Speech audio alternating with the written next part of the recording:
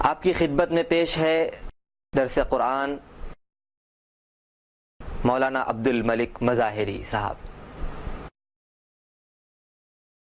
بسم اللہ الرحمن الرحیم، الحمد للہ رب العالمین الرحمن الرحیم مالک یوم الدین۔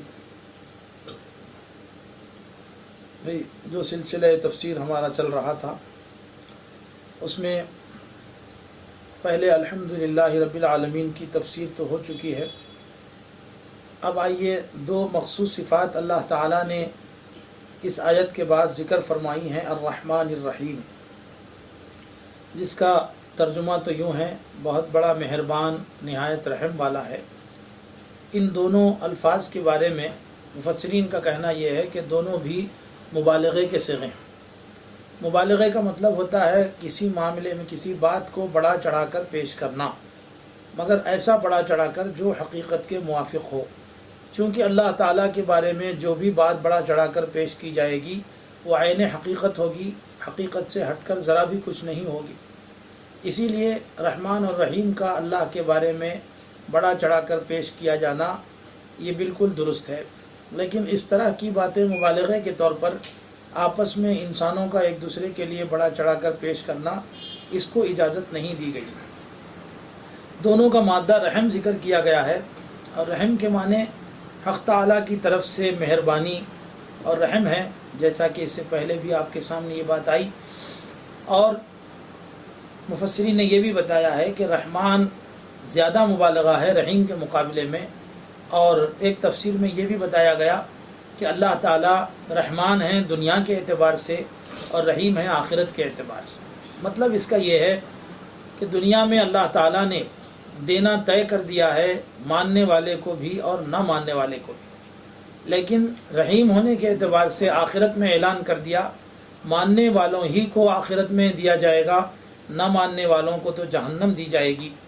مگر دنیا میں اللہ تعالیٰ جو رحمان ہیں اس کا تو ہم اب روز مرہ اس کا مشاہدہ کرتے رہتے ہیں کہ پتھر کے اندر پائے جانے والے کیڑے کی بھی اللہ تعالیٰ پرورش فرماتے ہیں رحم کی بنیاد پر۔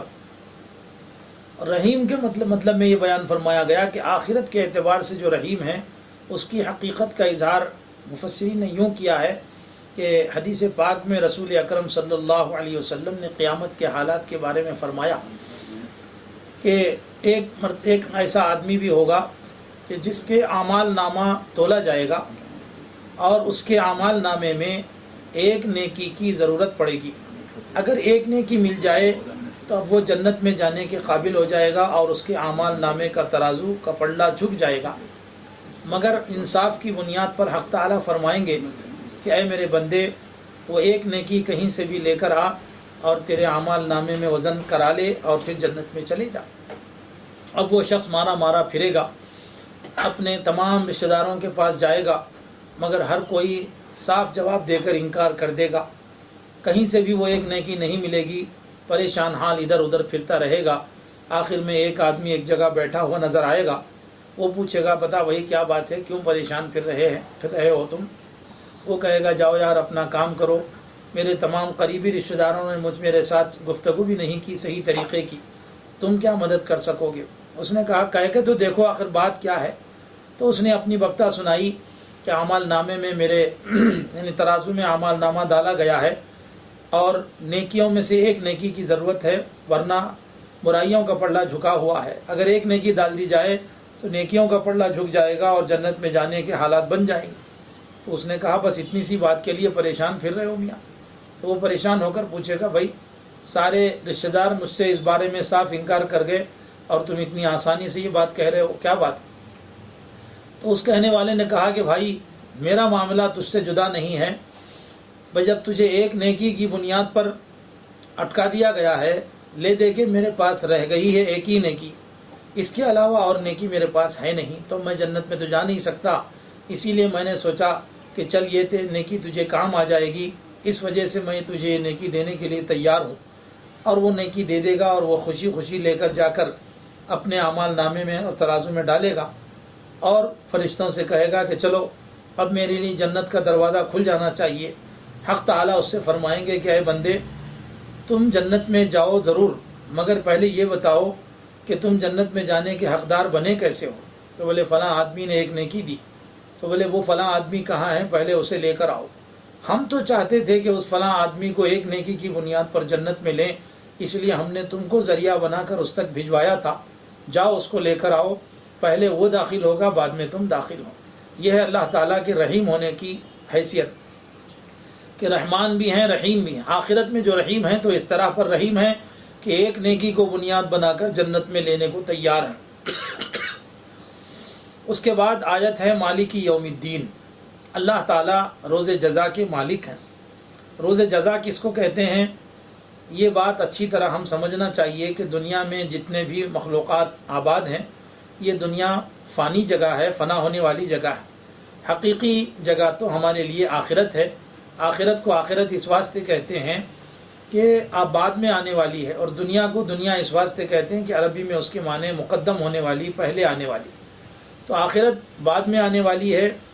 تو آخرت کے سلسلے میں یہ تصور دیا گیا کہ دنیا میں اگر کوئی ایسا کام کر دے جس کا بدلہ اس کو دنیا میں نہ مل سکے تو اس کے لیے کوئی نہ کوئی جگہ ہونی چاہیے. ایسے دنیا میں بہت سے لوگ ہوتے ہیں، کیونکہ دنیا کے بارے میں اللہ تعالیٰ نے فرمایا کہ دنیا دارالعمل ہے، دارالجزا نہیں ہے. عمل کرنے کا گھر ہے، بدلہ دیے جانے کا گھر نہیں ہے. لیکن کبھی کبھار اللہ تعالیٰ کچھ اعمال کا صلہ یہاں بھی دے دیتے ہیں، لیکن زیادہ تر اعمال کا صلہ نہیں دیا جاتا ہے. قرآن مجید میں سورہ شورى میں اللہ تعالیٰ فرماتے ہیں وما اصابکم من مصیبت فبما کسبت ایدیکم ویعفو عن کثیر. یاد رکھو کہ جو کچھ تمہیں مصیبتیں پریشانیاں پہنچتی ہیں وہ تمہارے ہاتھوں کی کمائی کا نتیجہ ہے. اللہ تعالیٰ ان میں سے کچھ حصہ تم کو چکھاتے ہیں اور بہت سی چیزوں کو تو اللہ تعالیٰ معاف کیے دیتے ہیں. تو اس سے یہ معلوم ہوا کہ دنیا دارالعمل ہے، دارالجزا نہیں ہے. تو دارالعمل ہونے کی حیثیت سے کبھی کبھار یہاں ایسا ہوتا ہے کہ ایک ظالم اور جابر آدمی ہر معاملے میں آگے نظر آتا ہے، اور جو مظلوم ہوا ہے اس کا کوئی بدلہ لینے کے حالات سمجھ میں نہیں آتے. مظلوم اور دبا جاتا ہے، ظالم اور دبانے کی کوشش کرتا ہے. اسی حالت میں دنیا کے حالات ختم ہو جاتے ہیں. تو مظلوم کے دل میں یہ آتا ہے کہ کوئی جگہ ایسی ہونی چاہیے کہ جو ستانے والوں کا بدلہ مل سکے، ظلم کرنے والوں کو ظلم کا بدلہ مل سکے. اللہ تعالیٰ نے اس کے لیے ایک جگہ بنا رکھی ہے جس کا نام آخرت ہے. اور آخرت میں پہلا نمبر حشر کا ہوتا ہے، جس میں اللہ کے نبی صلی اللہ علیہ وسلم نے فرمایا کہ قیامت کا دن، اس کو حشر کا دن اس واسطے کہا جاتا ہے کہ حشر کے معنی عربی میں جمع ہونے کے ہیں. اور حشر کا لفظ قرآن میں جگہ جگہ استعمال کیا ہے. وَنُفِخَ فِي الصُّورِ فَإِذَا هُم مِّنَ الْأَجْدَاثِ إِلَىٰ رَبِّهِمْ يَنْسِلُونَ، اور ایک جگہ ہے فَحُشِرَ النَّاسُ، اور ایک جگہ ہے إِلَىٰ رَبِّهِمْ يُحْشَرُونَ. یعنی سب کے سب اپنے رب کے سامنے پورے کے پورے کھڑے کیے جائیں گے. حضرت آدم علیہ السلام سے لے کر قیامت تک جتنے آنے والے ہیں سب کے سب میدان حشر میں جمع کیے جائیں گے. یہی میدان حشر حساب کتاب کا دن ہوگا. اب یہ دن کہاں ہوگا اس کے بارے میں قرآن و حدیث میں مختلف روایات آئی ہیں. جیسا کہ قرآن میں یہ اللہ تعالیٰ فرماتے ہیں وَإِذَا الْأَرْضُ مُدَّتْ، کہ قیامت کے دن زمین کو پھیلا دیا جائے گا. زمین جو اب اس وقت گولائی کی شکل میں ہے، اس گولائی کو پھیلا کر اس کے اوپر کے پہاڑ وغیرہ سب ہٹا دیے جائیں گے. اس وقت میں اللہ تعالیٰ تمام کے تمام مخلوقات کو، بالخصوص انسانوں اور جنات کو وہاں جمع کریں گے، اور جمع کر کے پوچھیں گے لمن الملک اليوم، بتاؤ آج کے دن کس کی سلطنت ہے، کس کی بادشاہت ہے، کس کا حکم چلتا ہے. کوئی بھی جواب نہیں دے گا تو مجبوراً حق تعالیٰ ہی فرمائیں گے للہ الواحد القہار، ایک خدا جو قہار ہے اسی کی سلطنت کا دن ہے، اور اس کے سامنے کسی کو دم مارنے کی، کسی کو کچھ کہنے کی گنجائش نہیں ہوگی. تو وہ دن ہے جس کو کہا گیا مالک یوم الدین. دین کے معنی عربی میں مختلف آتے ہیں. کہیں کسی زمانے میں دستور کے معنی آتے ہیں، کہیں بدلے کے معنی آتے ہیں، اور کہیں دستور العمل کا اس کا ترجمہ کیا گیا ہے. یہاں بدلے کے معنی میں اس کو لیا گیا. ترجمہ یہ ہے کہ وہ بدلے کے دن کا مالک ہے. تو بدلے کا دن کس کو کہا گیا؟ کہ جس میں ہر کسی کو بدلہ دیا جائے گا اس کے اچھے عمل سے متعلق بھی اور اس کے برے عمل سے متعلق. چنانچہ سورہ زلزال میں حق تعالی شانہ فرماتے ہیں فَمَن يَعْمَلْ مِثْقَالَ ذَرَّةٍ خَيْرًا يَرَهُ وَمَن يَعْمَلْ مِثْقَالَ ذَرَّةٍ شَرًّا يَرَهُ. یاد رکھ لو کہ جو کوئی ذرہ برابر نیکی کا عمل کرے گا اللہ تعالیٰ کے یہاں اس کو دیکھے گا، اور جو کوئی ذرہ برابر برائی کا عمل کرے گا وہ اس کو بھی دیکھے گا۔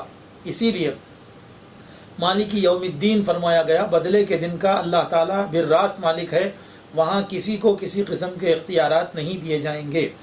یہاں تک یہ 3 آیتیں وہ تھیں جس کے بارے میں حق تعالیٰ شانہ حدیث قدسی میں یوں فرماتے ہیں کہ جب بندہ سورہ فاتحہ کی ابتدائی 3 آیتیں پڑھتا ہے تو اللہ تعالیٰ فرماتے ہیں بندے نے میری تعریف کی ہے اور مجھے رحمان و رحیم کی حیثیت سے پہچانا ہے اور مجھے بدلے کے دن کا مالک قرار دیا ہے، اب میں بندے کو وہ تمام چیزیں دوں گا جو وہ مجھ سے مانگے گا۔ تو فوراً اللہ تعالیٰ نے مانگنے کے سلسلے میں بھی طریقہ بتایا، ایاک نعبد و ایاک نستعین، کہ اے مولا ہم آپ ہی کی عبادت کرتے ہیں اور آپ ہی سے مدد مانگتے ہیں۔ تو گویا اللہ تعالیٰ نے یہ طریقہ بھی بتایا کہ مانگنے کا دستور یہ ہونا چاہیے کہ جس سے مانگا جا رہا ہے پہلے اس کو اچھی طرح سے خوب تعریف کرو اور اس کو خوب اوپر چڑھانے کی کوشش کرو اور اس کو خوب مٹھارنے کی کوشش کرو تاکہ مانگنے کا یہ دستور صحیح ہو جائے۔ چنانچہ اللہ تعالیٰ کے بارے میں تو اس کی اجازت ہے، لیکن کیا دنیا میں کسی اور سے کوئی چیز ہم سے کام نکالنی ہے تو کیا اس کو بھی غیر ضروری تعریفیں کرنی ہیں؟ تو بھلے غیر ضروری تعریف نہیں، ہاں جو حقیقی بات ہے وہ بولنے کی برابر اجازت ہے۔ پھر بندے کے اندر عاجزی کا اظہار کرنے کے لیے اللہ تعالیٰ کی طرف سے یہ طریقہ بتایا گیا کہ ایاک نعبد و ایاک نستعین یہاں فرمایا گیا۔ اگر اللہ تعالیٰ چاہتے تو اس کو یوں بھی فرما سکتے تھے نعبدو کا و نستعینو کا، کہ مولا ہم آپ کی عبادت کرتے ہیں اور آپ سے مدد چاہتے ہیں، مگر لفظ ایاک شروع میں لا کر اس بات کی طرف نشاندہی کی ہے کہ ایاک کے لفظ کے ذریعے سے مخصوص کرنا ہے صرف اللہ تعالیٰ کی ذات کو، کہ اے مولا آپ ہی کو ہم مخصوص کرتے ہیں عبادت کے لیے بھی اور آپ ہی کو ہم مخصوص کرتے ہیں مدد چاہنے کے لیے۔ رہا مسئلہ عبادت اور مدد، یہ دونوں چیزیں کیا ہیں، اس کی تشریح انشاءاللہ آپ کے سامنے ابھی تھوڑی دیر میں پھر آئے گی انشاءاللہ تعالی۔ سامعین